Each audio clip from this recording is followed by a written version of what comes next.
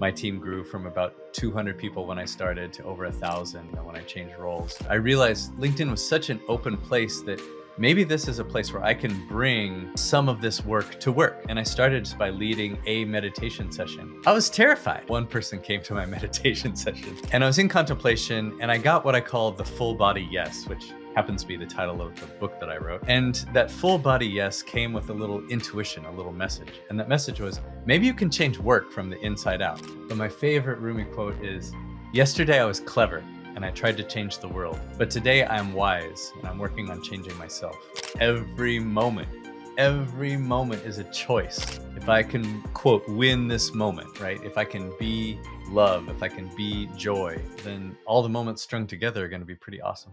Scott Shute is the co-founder of Changing Work and the first ever head of mindfulness and compassion at LinkedIn. In this conversation, we talk about his journey volunteering to host a meditation session at LinkedIn where a whopping one person showed up, to creating a career that brings consciousness into the business world. We get into the details of what he's seen work best to make a workplace more conscious so that cultures can thrive while improving a business's bottom line. We're in the early innings of the conscious business movement, and in my opinion, not only is this an inevitability, but an important part of humanity's future. All right, Scott, what's going on, man? Hey, nice to be with you. How are you doing? It's great to be with you. I'm doing awesome. I am in Costa Rica, as I mentioned, so we're doing a little bit of a new setup. I got a baby in the background crying, but I'm not going to let any of that distract from us having a fantastic conversation. Beautiful. I'm here for it. Scott, what does conscious business mean to you? Oh man, we're going deep early. I love it. Well, let's get right into it, man. Let's do it. So you told me your audience could go all the way. So with you, we're gonna go all the way. Let's do it. So when I think of consciousness, look, there's lots of definitions. Here's my understanding. And I think that once we start to define these things, there's no definition. It's just a mental model for it. But here we go. We're going to try. So to me, consciousness is our ability to be aware, right? So, and what I mean by that is, here's my mental model for how the world works. All right, I'm Scott. Hey, you're Scott. We're a pair of Scotts. And as Scots, we're the personality of our body, our mind, and our emotion. But for me and my belief system, there's something else.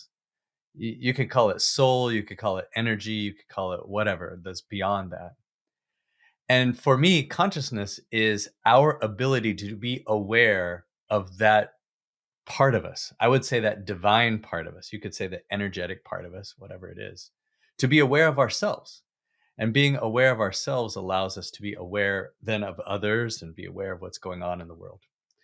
That's consciousness. Now, when I think about let me do one more definition. We'll just go all the way. So please, when I think about what the divine is, to me, it's about love, right? And so another way of saying what is consciousness, it's our capacity to give and receive love, right? Our capacity to recognize ourselves as a unit of love. Which means that there's no separation between me and you and everyone listening, and even the people we don't like. There's really no separation at the soul level, at the consciousness level. Okay, so that's my starting point. So then I think about your question, what is conscious business? To me, conscious business is a business that takes care of the whole instead of taking care of just the shareholders. Meaning a business that takes care of all of the stakeholders, its employees, its customers, and yes, the shareholders too, and creates a balance for all of them, right? So we're then moving from the me to the we. And that's pretty broad. I think there's a lot of room to move in there, but I think that's where it starts. And I mean, why, for people that are on the consciousness path, I mean, this is beautiful because we're talking about integrating a deeper truth, a perspective of self and other that is probably part of their personal life. But when it comes to business, I mean, this isn't necessarily how many businesses operated. It's also not obvious that means more money, which is for many people what they believe the purpose of business is. And so, like, why is this something that we should care about, and Yeah, why is it something that is compelling? it's absolutely the right question. So I like the work from Raj Sisodia and the team that wrote first Firms of Endearment almost 20 years ago, and then Conscious Capitalism and the movement around conscious capitalism. And their research would say that companies who operate this way, who create on purpose this balance for all of their stakeholders, are actually more profitable than the S&P average. 1,400% more profitable, 14 times more profitable. So I think this is really interesting. So you think about, as an example, in our relationships, everybody has some relationship. Think about your primary relationship. Well, in business, you might think, well, our job is to make money, so I'm only going to focus on making money, right? It turns out that's not the best way to make money. Just like in our relationship, if I want to be happy, like with my spouse, if I insisted on me getting my way 100% of the time because I'm focused on me being happy, is that the recipe for happiness? And anybody who's been in a relationship knows, no, it's not, right? You create your own happiness when the we is happy, right? When there's some give and take, when both of us are happy, then I as an individual can be happy. And exactly the same thing works in business as well. When we, if we have a company, when we keep our employees satisfied and growing and create an amazing place for them to work, where they can feel safe, where they can do their best work, guess what? They're going to do their best work. And if we on purpose provide a great value for our customers and do the things that are hard for our customers, not cut corners just to, make a quick buck, then we have customers for a long time. And both of those things are then good for shareholders. Now, the challenge is sometimes those shareholders, we get caught in this short-term loop, right? The short-term quarterly cycle, and investors want money now. For me, this is actually the biggest shift that we could make collectively is, what if we invested for the long term? What if we invested for the whole instead of just the short term, quick gain? I think we could make a lot of difference. Mm.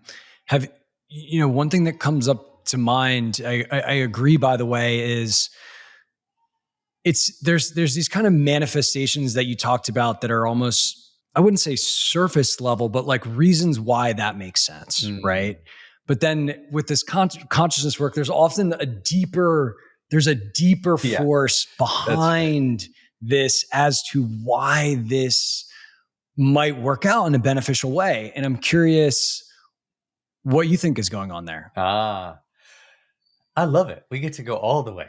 So for me, like I said, my work mission is to change work from the inside out.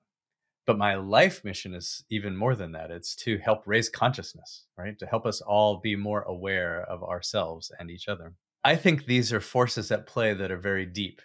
Now, you could simplify it and say good versus evil. I don't really think that that's the right language. It's just all ways for us to learn, right? I think every experience we have is a way of us learning more about ourselves and each other. And so I think what we're offering is a contrast to the way it is, to the way it normally is, right? Because we're often functioning both as individuals and as groups, even as a company, from an animalistic perspective, right? We evolved this way in a resource scarce environment. Everything about us as humans evolved this way, including how we act in a company. Now, I don't know if it's the opposite of that, but it's the scale of it. It's the scale of our awareness moving away from Homo sapien to spiritual being or evolved being or aware being, whatever you want to call it. This conscious business activity is just a contrast, a contrast to the way it's always been. And it's in these contrasts where we learn, right? We learn from the contrast of war and peace. We learn in the contrast of prosperity and resource scarcity, right? So we're going to learn in a contrast between the way it's always been in a command and control environment at work and a conscious business way of doing work. Because what we know is we are on a spectrum as humans in our consciousness. So some people are going to gravitate towards one or the other. And when we bump up against each other, that's how we're going to learn. So I agree. I, I, I've, I used to say it was right and wrong. I actually don't think it's right and wrong anymore. I think it's just contrast, and every piece of it is just for us to learn. Yeah, the thing that really sticks out to me is the assumed scarcity and zero sum supposition of the way that businesses are run versus a conceptual way of looking at the world that, we are unlimited beings, and that means we have unlimited creative capacity. We have unlimited resources. And what would business look like under that supposition? I think that's it. And Yeah. Sorry. I don't think we know. I don't think we know, but I think the people that are on this conscious business path are trying to change and explore and experiment and see what happens if we move towards that. Yeah, that's right. That's right. I think there's something really interesting here. Part of my existence is I'm a creator. I don't know if you can see it, but I do landscape photography. I play guitar. I create music, and there's this part of me that has always struggled, being also a business person, to say, "Oh man, maybe I should just quit this whole business rat race and just go do my passion stuff. Be an artist, be a photographer, be a musician." And I went to a creative workshop one time, this one weekend, and I think it was geared for, I mean, they didn't say it, but most people are there for, creative writing or music or something that's traditionally creative. But what I realized in the process was the act of business, the act of being an entrepreneur, the act of being a leader in business follows the exact same creative process.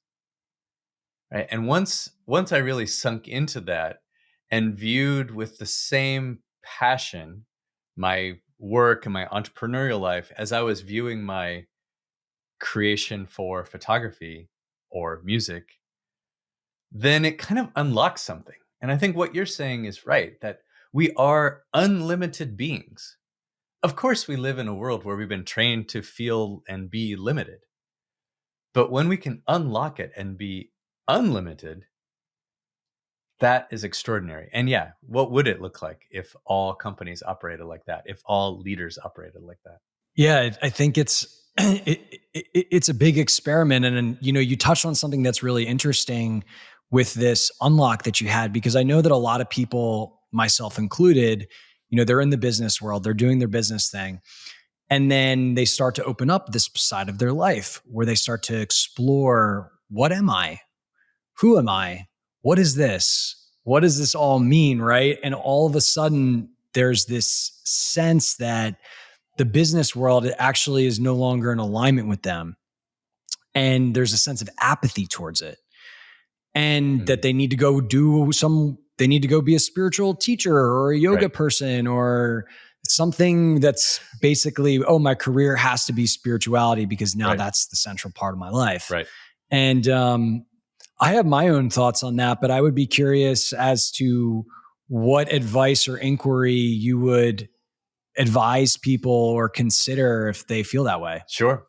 Well, first of all, you do you, right? Only you can know.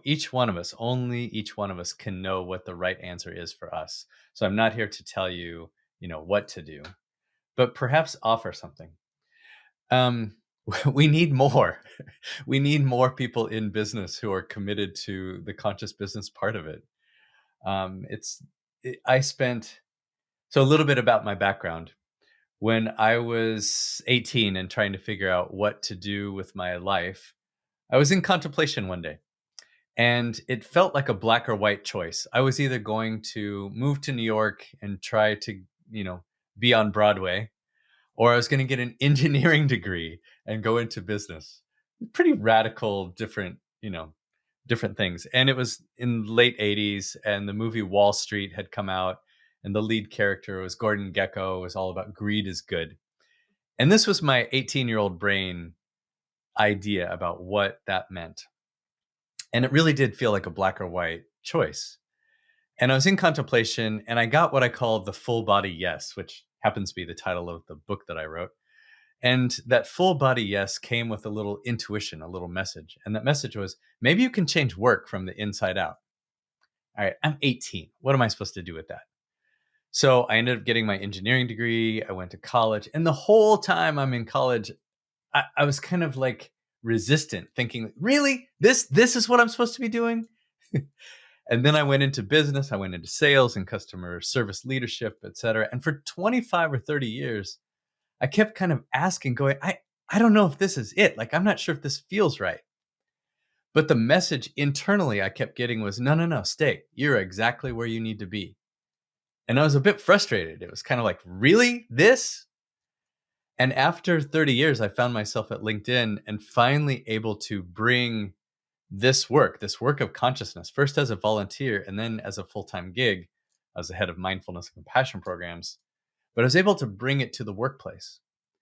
Now, you could say, "Oh, well, great. You got to do this job. You got to escape, quote, air quotes, escape your real job and go do this other job." But I had 25 years of being an insider or a double agent, right? Where I was operating in a conscious way inside of a corporate environment. Only each one of us can know where our talents lie and what and how we can be of best service both to ourselves, our family, to the world, to the whole. Um, but for those of you who are willing to stick it out, we need you.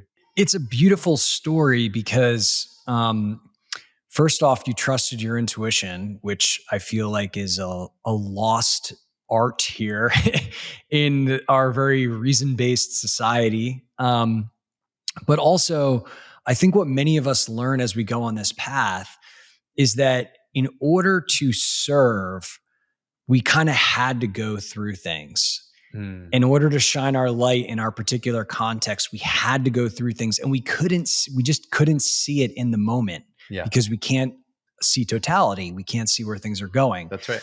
And so, I think a lot of people probably look at being the head of mindfulness and you were the first head of mindfulness at Yeah, I LinkedIn. created the rule.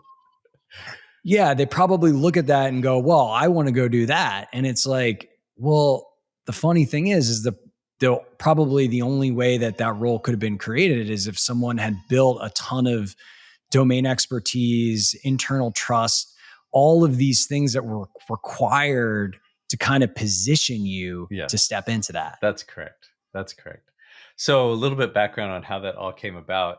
I had been I'd been with LinkedIn for 6 years as the VP of Global Customer Operations, and it was during a high growth time at LinkedIn. My team grew from about 200 people when I started to over 1,000. When I changed roles.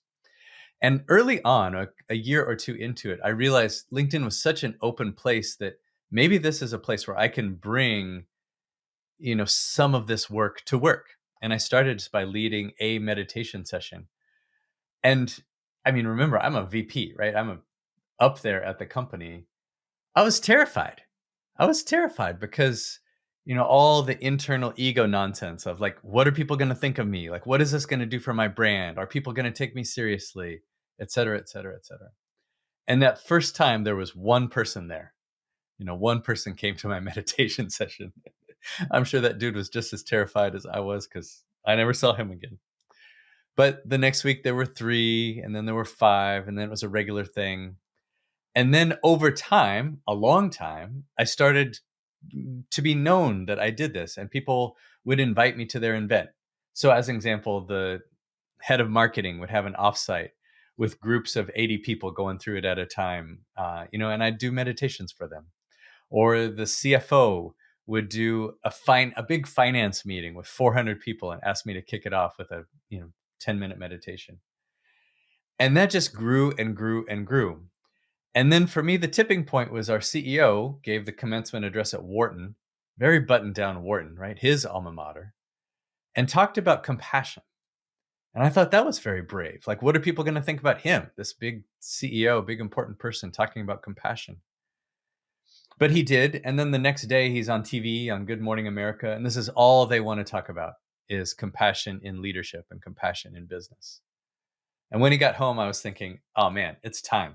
like I was ready personally to do something else. I'd been in my role for 6 years, but I also knew it was time for LinkedIn. It was time to put our money where our mouth is. So I made a pitch to our CEO, and with his great support and the head of HR support, we created this role, head of mindfulness and compassion. And I got to do it full time for 3 years until it was time to do something else.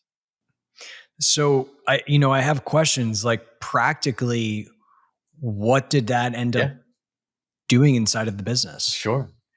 So my focus initially was on mindfulness. So two parts: mindfulness and compassion. And my mission in life, vision and mission, is to change work from the inside out. It's the vision. The mission is by mainstreaming mindfulness and operationalizing compassion. So in the first year and a half, I was focused on the mindfulness part. That was the easier part. And so largely focused on meditation, but not just on meditation. We had, over time, we had lots of volunteers. We had around 50 or 60 weekly meditations every week around the globe at LinkedIn. We gave everybody access to an app. We started with um, Headspace and moved to Wise at Work from our friends at Wisdom Labs. We really like that one. It's for people who are working. And every fall, we would have a 30-day challenge and invite people to use the app. And we would get people excited about it. If they use the app 20 times over the course of 30 days, they'd get a free T-shirt or a hoodie, one year, or even put in um, a raffle for bigger prizes. I would do things like have a Friday afternoon or a Saturday morning retreat, little mini retreat once a quarter, and introduce people to 6 or 8 different types of meditation so they could find a practice that worked for them, et cetera, et cetera. We had a speaker series. So then on the compassion side, so here's what I think is interesting. Like, I'm all about mindfulness, and I think it's limited because it's what we do as individuals, and it largely then belongs in a wellness program, right? So just like the gym. We can't force everybody to use the gym. We offer it, and we allow them, people who want to use it, to use it. That's great. It's super powerful, and that's where it ends. We can't force people to do it. Compassion, however, compassion is how we do everything at the company. It's how we build products. It's how we sell products. It's how we treat each other. It informs the policies that we build. It informs every single thing that we do, because we don't operate in isolation. We operate with people, and compassion is all about people. So to me, this is where the juice is. And I started by building workshops about defining compassion and being able to put it into action. But over time, I think this is what I'm trying to do now, is work with companies to really operationalize the types of things and processes and ways of being that create a more humane and compassionate environment while delivering, stellar results. You had a question in there. Well, I think you did, about, I'll paraphrase, but kind of like, did it matter? What happened? And Yeah, we're on the edge of our seats here. Tell us, yeah, did it work? What did yeah. you learn? And so here's what I've learned. I'm a business guy too, so I want to know what the ROI on this stuff is. Well, let's start with mindfulness. What's the ROI of mindfulness? The short answer is, all the research points to people who have a regular practice are just better versions of themselves in so many ways. And the research, the science bears this out. They have less stress, they have less anxiety, they have more creativity, they're better managers, they have better relationships, they sleep better. Just, it's all good. There's no downside to it. And it's really hard to get to performance data, just because of the way humans are, right? To really do data science around performance, you need massive groups of people that do exactly the same role, and then to test A/B. And that's just hard to do. It's hard to do for anything. So I like the stories, right? So during COVID time, a young woman reached out to me and we ended up chatting. Um, and she said, "I just want to thank you for offering these programs, because, I'm screaming at my kids a lot less." And she laughed and I laughed. And I knew it was one of those laughs where, like, you're kidding, but not kidding. Because I've been there too, right? We've all been there too. And she went on to talk about how she was a better mom. She was a salesperson. She had a big number. She had a big quota. So she talked about how first she was a better mom, she was a better partner, but she was better at work. Like she was hitting her number more easily. And this is a woman who had a big number. She had 2 little kids at home.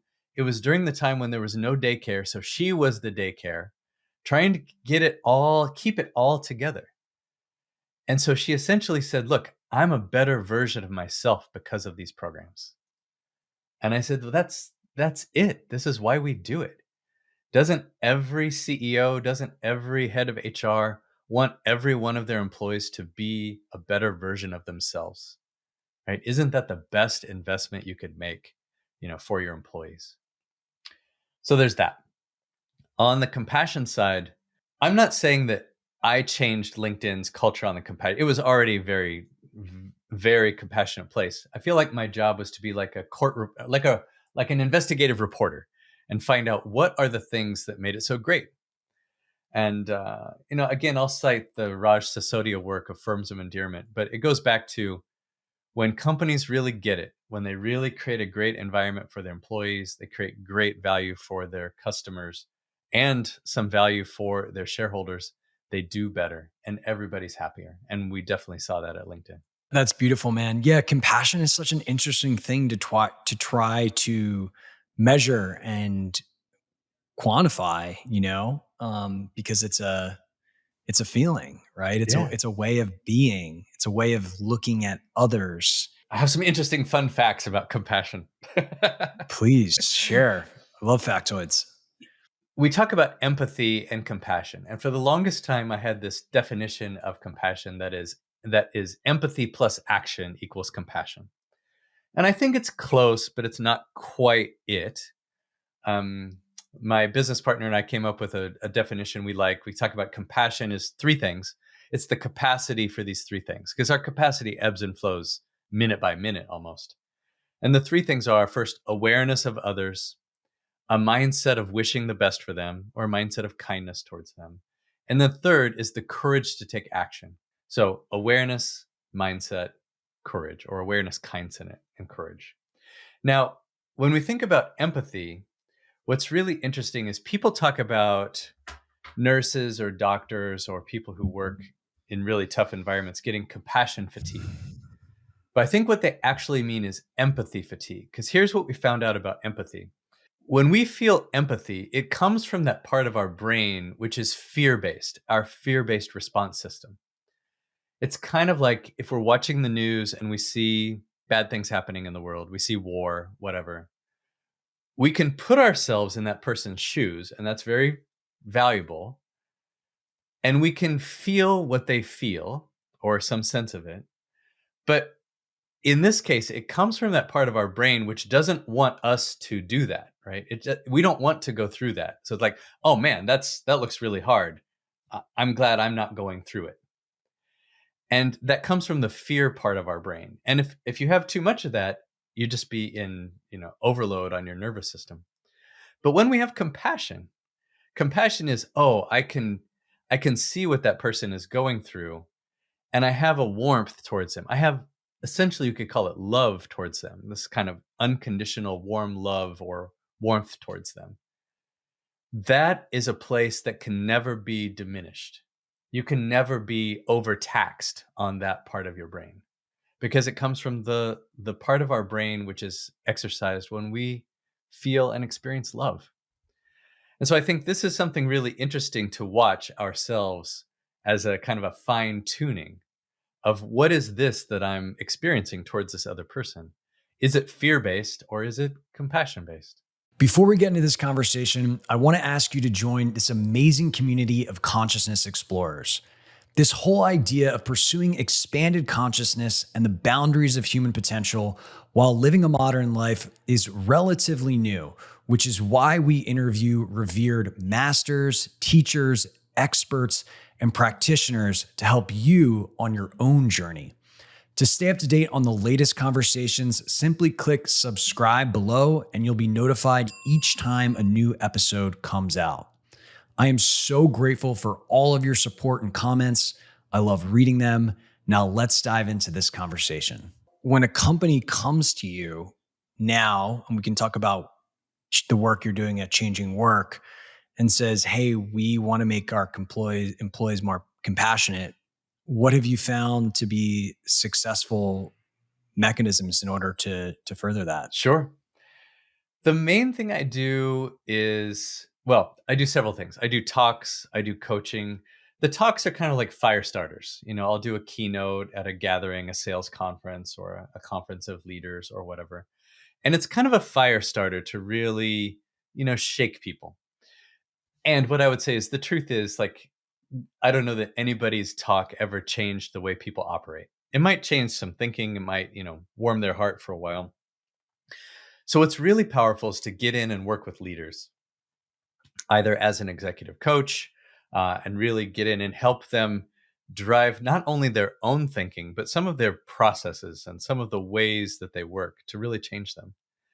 I've also built a set of tools for teams and what I think are kind of a curation of the top 8 or 10 best practices, and came up with a way to make it really easy for teams to put these things into practice. Little bite sized things. You have to remember, I spent my whole career as an operations guy. Everything I do, I want to be able to operationalize it. Otherwise, it's just a good idea. And so I try to tie the two things together between the fire starter and the operational plan to actually make stuff happen. What are some primary shifts, practices, worldviews that you find to be very effective with leaders? Mm. Most of the most powerful things are often the easiest. I should say the simplest to understand, but often the hardest to put into practice. So the simple shift from me to we, right? So as a leader, most leaders have been trained to be me successful, right? As an individual contributor, probably they were the best salesperson or the best HR person or the best data analytics person. And then we make those people managers. And it takes a while for most people to realize, like, oh, the same skills that got me here are not the same skills that will get me to the next level or to be successful in this level. So and this is also the same skill that moves us away from Homo sapien to, joyful evolved being, which is moving from the me survival state into the we abundant state. Like how can I make everyone successful? Is really one of the questions that we ask ourselves. How can I make everyone more successful, not just me? So I think that's a great starting place. There's a lot of these simple but not easy tidbits. Yeah, that's such a powerful mindset, right? And it comes back to that removing this idea that it's a zero sum. Yeah, that's right. And then Right. for me, it's you have the idea. Okay, we move from me to we, but how do you operationalize it? Right. And one of my favorite bodies of work that we incorporate all the time is from James Clear from Atomic Habits. They're kind of two big lessons from Atomic Habits. And the one I appreciate most is around systems. He says, I'll paraphrase, he says, our lives do not rise to the level of our goals, they fall to the level of our systems. Right? Our lives don't rise to the level of our goals, they fall to the level of our systems. This is nothing new. Actually, Archilochus said it 2,500 years ago, Greek philosopher. So, how do we build the systems that move us from me to we? And it's everything, man. It's everything from how I conduct my one on one to how we create goals, to how we create our objectives for the group, for the company. It's what we focus on in meetings. All of it bubbles up to create this environment where you've got it. You've got the balance of all your stakeholders. Sounds very powerful. I'm very curious. Are these tools included in your book, Full Body Yes? There are a bunch of it. A bunch of I would say the Full Body Yes is more of a fire starter. It's more story driven. Like it's a fun read. Um, I set out to write. Well, I'll be honest. I think most business books are really boring. Even the ones I like, most of them are boring and not very well written. And I wanted to be a novelist, so I set out to write a book that was interesting. So I think it's interesting. It's a fun read, and it has a lot of these fire starters that talk about how do I blend the two things together, consciousness and the workplace. Yeah, I definitely, a big theme that I'm interested in is just how people make decisions. And Mm. although I haven't read Full Body Yes, Yeah. kind of I think what it alludes to is this notion that we have a somatic intelligence. Yeah, that's right. Our bodies are able to perceive things in our nervous systems that often our conscious awareness is obstructed from. That's right. And so this notion of feeling, truly feeling into our bodies, being in our bodies, using that as a source of information to guide us to move through the world is Mm. incredibly effective. Yeah, do you wanna try a practice? We could do like Let's do a it. 90-second practice. So first what I'd say is I agree with everything you said. There is a somatic, a body intelligence that happens. But there's also, we have the mental and emotional intelligence that is usually what gets exercised. And even beyond those three, I think we have a spiritual intelligence when we're really Mm, connected. So when I talk about the full body, yes, I talk about all of those things all connected. The body, the mind, the emotions, and the whatever you want to call it, the spiritual or the divine. But let's do one that is somatic. And so you can do this, Scott, and for our listeners at home, do this too. Think of something you want to make a choice of, and it's a clear choice between A and B, right? So first think okay. just got figure out what your A is, and then what's the other side of it? What is your B? You got it? Okay, Hmm. here we go. First, let's just take a deep breath. Big breath in. Let it all go. All right. Imagine you have chosen A. It's a wise choice for you. It's a good choice for you. You've chosen A, it's part of your life. How does that feel in your body? And maybe allow it to play forward in your life a little bit, in your mind. Like, what happens? You are a person who has A in your life. What are the things that come after that that are because of A?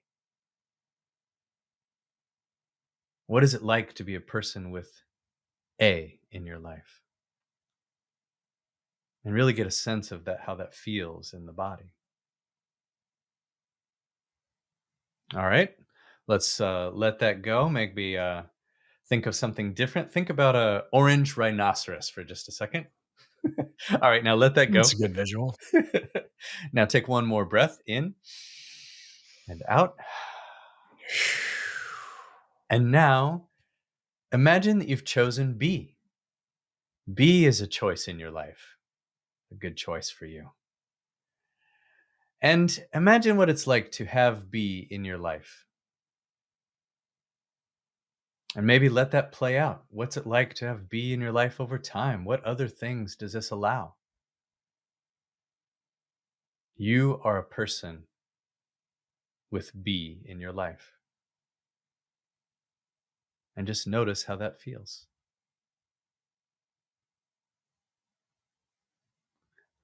All right, now let that go and return back to us, our conversation. I'm curious, how was your experience? So there's someone I've been contemplating working with on a regular basis. Yeah. This is actually someone that's like I would consider them like a spiritual practitioner type person. Hmm. Um, and yeah, there was definitely constriction when I thought about working with them, Uh-huh. and when I thought about kind of just remaining open and continuing the current path that I'm on, which is a lot of work through the wisdom school that I Hmm. already practice with. There was a clear spaciousness, Mm. more spaciousness. I love it. So it sounds like your body knew something, right? It knew something. And what I would say is when I do this practice, I almost always get more information. And I Hmm. almost always have very clear information when I do it. Now, here's the thing. Oftentimes, as soon as I'm done, the mind will jump back in with its yeah buts. Yeah, but this and this and this. And what about that? I mean, this is the stuff you've already been grappling with, right? And so think about this as just another piece of information to have the full picture. And it can be super useful. And also, as we discovered, only takes whatever, less than 2 minutes. Mm. I like it. Now I'm curious to ask, what is your way to tune into spirit Ah, thank for you for asking that information? question. I have a practice every morning. I get up. The first thing I do is I go outside based on, system. I'm building a system. So I go outside. It's because if I try to do it in my office, I will just get distracted with my little command center here. I go outside and I do a practice. I would call it a contemplation practice. And one of the practices is the singing of a mantra. And so for me, we use the word Hu, sung long and drawn out. Some people use Om. Hu is a word like Om that is a charged word and is both a name of the divine, but also perhaps the sound of the divine. So for me, it's a way of getting in tune with that deepest part of myself, kind of like a tuning fork for soul. And then I'll supplement it with other exercises where I'll do visualizations or other things, but that's my primary practice on a daily basis. Nice. So you bring forward some type of, query that you want some type of guidance for Yeah. in association with that practice. So sometimes the practice is just the practice um without an intention to solve a problem or anything like that. It's just the intention is to get clear and connected. And for sure, sometimes it has a purpose. Like if I'm struggling with a question, a relationship issue, a business issue, a financial issue, and I don't know what to do next, then I'll kind of hold that question lightly, but then surrender it and do the practice. And I'm not looking for the universe to change anything or to like, oh, help me make more money or help me blah blah blah. But it's really just for a deeper understanding so that I can know what to do next. That's beautiful, man. Yeah. So, one of the questions that comes up, I think, when we think about how do we turn our workplaces not just into a place that makes more money, but a more conscious place. Hmm. How do we do that when there is a kind of continuum or spectrum of different people that Mm. are operating from different depths of experience and frankly interests in all of this? Mm. What should we as leaders do to meet that situation effectively? I love this question, and my opinion has changed a bit over time, right? So I'll first start with a Rumi quote. My two favorite Persian poets, Rumi and Hafiz. But my favorite Rumi quote is, "Yesterday I was clever and I tried to change the world, but today I am wise and I'm working on changing myself." So my short answer in almost every situation is just live your life, right? So even if you're not a leader, even if you're an individual contributor and you don't feel like you have a whole lot of autonomy, you can still bring love and joy to that work. You can still be a beacon of goodness, a beacon of light in a world that is dark. And if you are a leader, if you do have influence, how can you use your influence in a way that's appropriate for your company, right? In a way that's appropriate for your company. You still have your little corner of the world. Maybe you have some budget, maybe you have some influence, and speak the language of your company. So I think one of the biggest mistakes oftentimes those of us in the consciousness world come in on is we come at it from the same energy, the same place that we just did our weekend retreat from. You know, all the 22 other people on our weekend retreat, all at a high level, we come in with that same energy, like, let's do these things. No, that's not how it works. We have to meet people where they are and make steps gradually. And if there's an energy there, if there are other people there who resonate with that, those steps will be easier. And if not, they'll be whatever you can make them to be.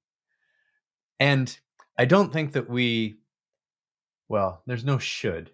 I'm trying not to let myself be discouraged when if I can't change the whole world, right? Because what I can change is me. And what I can change is the influence that I have in every conversation, in everything I write, in everything I do. That's all I can do. That's all any one of us can do. So it starts there. Nice. I like that. And there's also I have some friends that some founders that I've talked to deeply about this. And, one of the things that we talk about is perhaps the most effective thing if you believe if in the view that we all are energy, we're a composite field. And we can raise that field when we align ourselves to things like unconditional love, is just merely doing that. You know, the most effective thing to influence the sphere around us in a way that is for the highest good of all. That's right. I think by far our most important job, our most important mission on the planet is to raise our own consciousness. I agree. So when I talk about changing the world, changing your work from the inside out, that's what I'm talking about. Right? It starts with us. And ultimately that's all we can do. I agree. And the thing that's so amazing about it, that I think it really kind of depends on your experience and how long you've been working with this. But I think what we've talked about before is it's such a primary mechanism where everything follows the consciousness, right? It Mm. becomes easy to have compassion for people. It's Mhm. just who you are. It becomes easy to make the right decision. It becomes easy to see the both end and have a more expansive solution set in scenarios. There's really just nothing that I'm aware of that has a bigger impact that's so all encompassing than working on the awareness and the consciousness. That's right. And Simple, not easy. simple, not easy. And I think where there's a lot of room for innovation is doing this collectively, in doing this in relationship to other. I think, to your point, there is a lot of us out there that are doing the work every morning, going to retreats, studying the wisdom teachings, but then you kind of show up with it and your coworker says something that doesn't really sit well with you, and you're like, okay, well, all of a sudden all that goes out the window. And that is a huge part of the work, right? Is those moments. That's right. um, but I think as a species, that's really a big opportunity for us. That's right. If we and this is the work for us, for all of us, is every moment is a choice, right? Every moment is an opportunity to learn something new. And how are we going to be in that moment? It's really all that matters. That's the simple but not easy formula of, if I can quote win this moment, right? If I can be love, if I can be joy in this moment, then all the moments strung together are going to be pretty awesome. I agree. Have you thought about what potential inflection points or things might occur to kind of change the narrative or Mm. trajectory of how the workplace embraces and embodies all of this stuff that we're talking about? Sure. I think COVID times was an inflection point because essentially the whole world was going through something similar. And let's call it around mental well-being, right? So we had this pandemic of loneliness. We had this wake up call. There was a moment when, people were leaving their jobs en masse, and by far the biggest challenge that companies had was keeping people. And, people were struggling. So it became absolutely imperative for these companies to say, all right, well, we need to rethink how we're thinking about mental wellness for all of our employees. So that was a moment in time where there was a wake up. So now, honestly, a couple years later, there's another moment in time where the dynamics have changed and the pendulum has swung, and there's less movement. There's less quitting now than there was by far um, a couple of years ago. And so then the question is, do companies go back to the way things were? Or do companies maintain some of the things that they learned about mental wellness? I think these are these ongoing pendulum swings, right? We talked about contrast and we learn by contrast. As a species, we're always going to bump up against limits of things on one end and then things on the other. And there'll be this natural kind of backing and forthing. But as long as we're kind of continuing to make improvements as we go back and forth, then I think we're headed in the right direction. And ultimately, I've let go of my drive of trying to manifest these big inflection points and go back to the small. What can I do? Because that's the part where I get to stay sane and happy and not feel the sting of not being able to change the world at a global level. What do they call it? Smart goals, Yeah, ones that you can manage. that's right. Um, yeah, that's I think a really a big question that we'll all be watching. Yeah, And frankly, the other inflection point that I think a lot about, because what we see is anytime there's a crisis, it causes people to question things. And I think with a lot of the stuff that's happening with AI and a lot of people that probably had a lot of identity and meaning coming from who they were in their career and skills, as some roles and some professions kind of just get commoditized. I think that is going to be a big opportunity for consciousness. absolutely. It's going to be that plus 100 other challenges that face us over the next 5 minutes and 5 years and 500 years. If we go back to all of it is an opportunity for a growth in consciousness, then we absolutely live in unprecedented and interesting times. Amazing. I agree. There is no bigger learning arena than our response to life around us. And the beautiful part about that is we have a lot of opportunities. Um, and so it's learning about how to view the world and work with Yep. that way. Scott, I want to give you an opportunity to talk about changing work and all the amazing things you're doing so that people can follow more of what you're up to Awesome. after this conversation. Great. If you're interested in this work, you can find me at changingwork.org, where we have things I talked about for businesses, whether it's coaching or keynotes or workshops or tools. And if you're doing this work, if you're a practitioner, we've created a community of like-minded folks called the Collective there at Changing Work. So come check us out, or you can find me directly on LinkedIn or at scott@changingwork.org. But truly, I look forward to hearing from you. Awesome. And all of that will be linked in the show notes so you can find direct links to those things.